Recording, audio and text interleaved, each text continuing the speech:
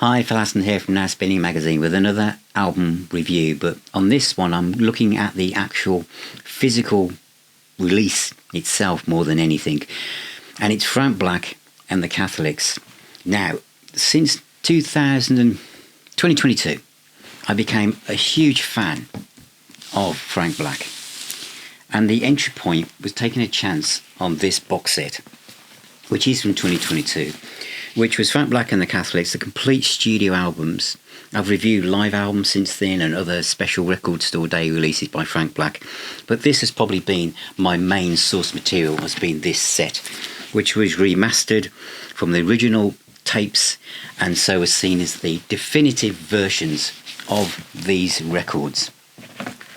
So, which is why I'm going to come to this in a moment. And this album, which is Frank Black and the Catholics, the first one, has been reissued again.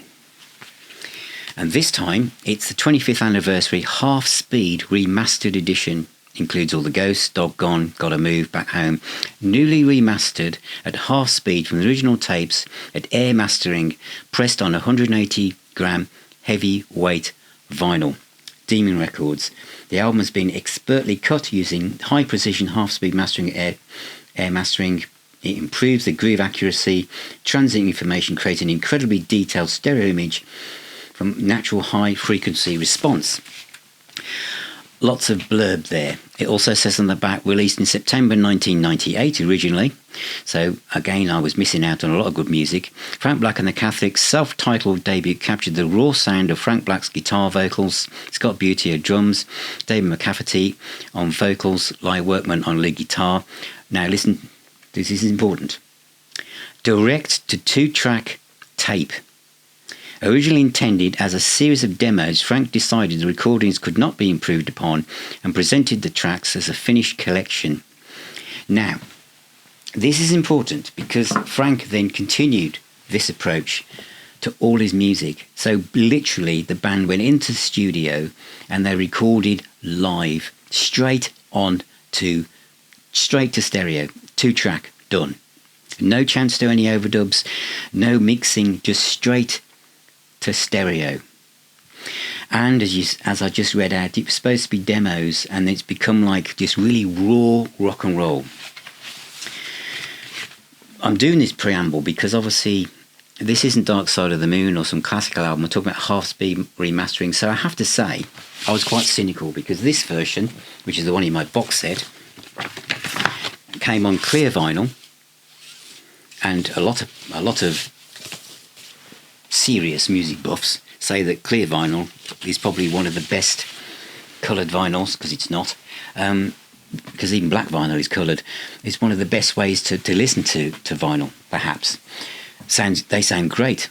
I've loved them all this time. So, was this a bit overkill, trying to do this as half-speed remaster?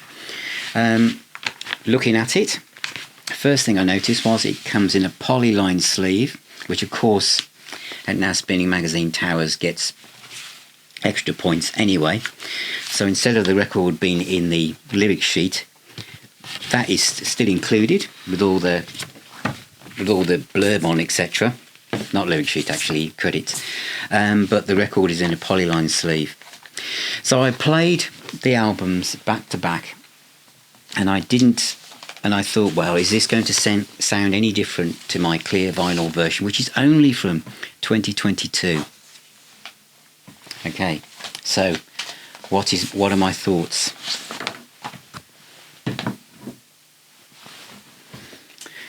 Light and day, chalk and cheese, black and white. I have to say I was amazed. I really thought direct to 2-track garage rock and roll was supposed to be demos. I mean, it doesn't sound like demos. It sounds like a great rock and roll record and great playing. But no, it's different. It's got more... How can I describe it? These are difficulties. It's like trying to describe what a curry's like to someone who's... A different curry to someone who's only ever had tikka masala. It's got more depth. There's more mid-range. There's more warmth. It sounds bigger. It's not it wasn't distorted anyway, but it just sounds wider. There's something kind of The original one, which sounds great until you hear this, and then you realise the other one doesn't sound as good. It just sounds, there's more mid-range, I guess. It's less, it feels wider. It just feels bigger. It feels like there's more space. If there's anything about going direct to 2-track, it just sounds a bit like condensed, or there's not much room between things. But on this version, it sounds warmer, wider, deeper. Sounds great. So I have to say, I mean, and this is, I'm sure there are other half-speed mastered albums where fans will say, Phil, you didn't realise this. I didn't. This is my first half-speed mastered album by anybody, and and I suppose maybe this is a good place to start, because it's not like an album that's got like a reputation for being like an audiophile's favourite, but it really has made a difference. So if they're going to do this with all the others, that will be interesting. Now, I think the box set has disappeared now, it's gone. It's quite expensive.